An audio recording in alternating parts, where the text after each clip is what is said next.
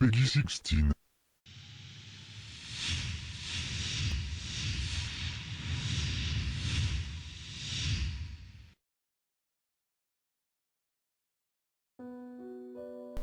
Liu Wood est un bon garçon. Il faisait toujours ce qu'on lui disait, avait de bonnes notes. Il essayait toujours d'éloigner son frère des ennuis et avait pour passion l'art et la poterie. Les bons garçons ne finissent pas où il a fini, mais il l'avait voulu, car il aimait trop son frère pour le laisser prendre sa place. Ce fut une expérience terrifiante et solitaire. Cela faisait maintenant des semaines que Liu avait été sauvé de cet endroit horrible, seulement pour voir son petit frère dans une situation délicate. Il lui rendit visite, souvent après l'école. Jeff ne pouvait pas parler, mais Liu tentait de le divertir. Il lui parlait de tout et de rien, comme de son repas du midi, du fait qu'il n'avait toujours pas beaucoup d'amis, de celui qui continuait de l'insulter, ou du fait qu'il avait économisé pour acheter un nouveau jeu à Jeff. En cours, Liu ne pensait qu'à son frère, cloué dans un lit d'hôpital. Jeff avait bien un compagnon de chambre, mais Liu savait qu'il se sentait aussi seul que lui, piégé dans ce semblant de prison. Le temps passa tout de même vite, et le médecin laissa Jeff repartir. Liu devenait de plus en plus nerveux au fur et à mesure que les bandages furent enlevés. Il devait se rappeler que, quel que soit le nouveau visage de son frère, il sera toujours ce garçon avec qui il se chamaillait, avec qui il jouait aux jeux vidéo, qui le traitait comme un modèle. Le tissu fut ôté, le cri de sa mère révéla à Liu que ce qu'il voyait était réel. Il sentit son estomac se tordre, mais dit à son frère « Ce n'est pas si grave ». La première fois que Liu lui mentait. La réponse de Jeff et son sourire dressèrent les cheveux de cet adolescent. Cette nuit-là, Liu eut du mal à dormir. Il pensait qu'il s'habituait au visage de Jeff. Ça restait son frère après tout. Il se fit réveiller par un bruit sourd. Il sentait que quelque chose n'allait pas, mais il ne fit rien et tenta de se rendormir sans succès. Il rouvrit les yeux, une main lui couvrit brusquement la bouche. Il se débattit, mais Liu fut repoussé contre son lit. Maintenu par son assaillant, un liquide s'écrasait sur son front. Il réalisa deux choses. La personne au-dessus de lui était Jeff. Et du sang s'écoulait des entrailles déchirant ses joues. Le couteau de cuisine reflétait la lueur pâle de la lune venant de la fenêtre. Liu tenta de crier à travers la main.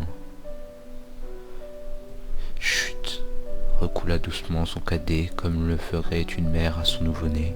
Va te coucher. La douleur d'un couteau s'enfonçant dans la poitrine était douloureuse.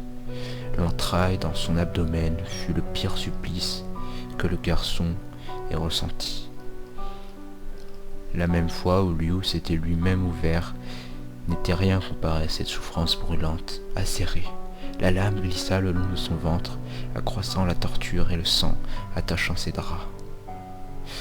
Jeff sembla ne plus vouloir son mutisme. Déplaçant sa main vers l'abdomen de Liu, l'aîné criait toujours comme un damné quand le fou fourra sa main dans l'incision et se saisit de quelque chose. Mes organes, pensa Liu, horrifié, alors que le monde se troubla et devint noir. Il ne fut pas qu'il avait entendu ou non Jeff lui dire « Bonne nuit, grand frère » avant de s'évanouir. Les yeux de Liu papillonnèrent. Ses pensées étaient trop éparpillées pour être cohérentes. « Mon Dieu, il est réveillé » s'écria une voix féminine. Tout était flou et imprécis alors qu'une ombre approcha de lui.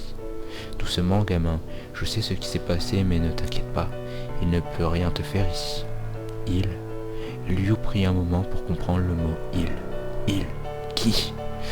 Qui est ce « il » ? Où suis-je, bon Dieu ? Ça fait mal. Du calme, gamin. Tu vas rendre le moniteur cardiaque dingue.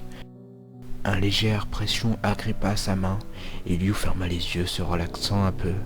Je dirais au docteur d'augmenter ton dosage. Tu as de la chance, gamin. Ce bâtard psychotique a déjà tué pas mal de gens. On dirait un démon ou une chose venue droit des croquis de police. Je n'aimerais pas le croiser de nuit dans une ruelle sombre. Liu sourcilla. Ah oui, Jeff, son frère, lui a souhaité bonne nuit quand il est enfin revenu à la maison. Et puis attendez, vient-elle de traiter son frère de démon ?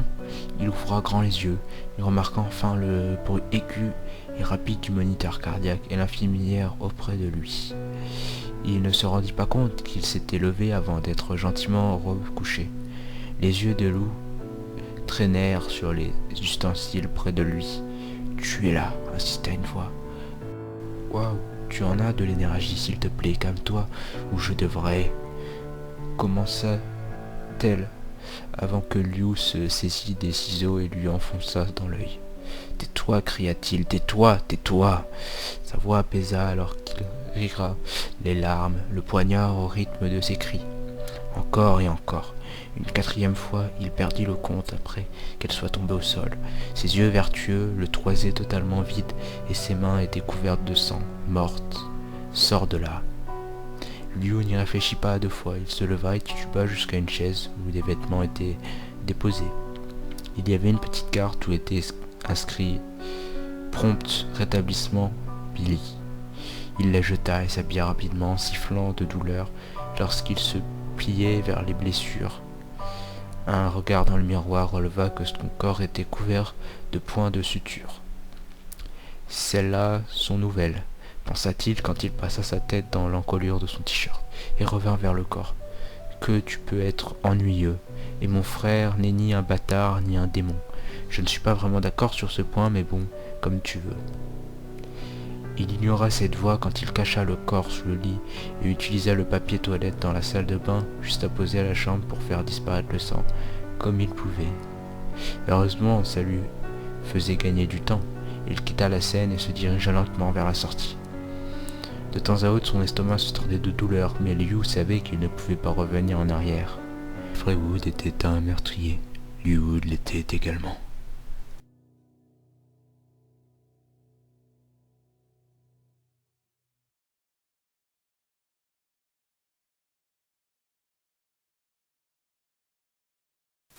Tu peux liker d'un pouce ensanglanté, je te préviens t'abonner. À cette chaîne te plongera dans un cauchemar sans fin, alors abonne-toi.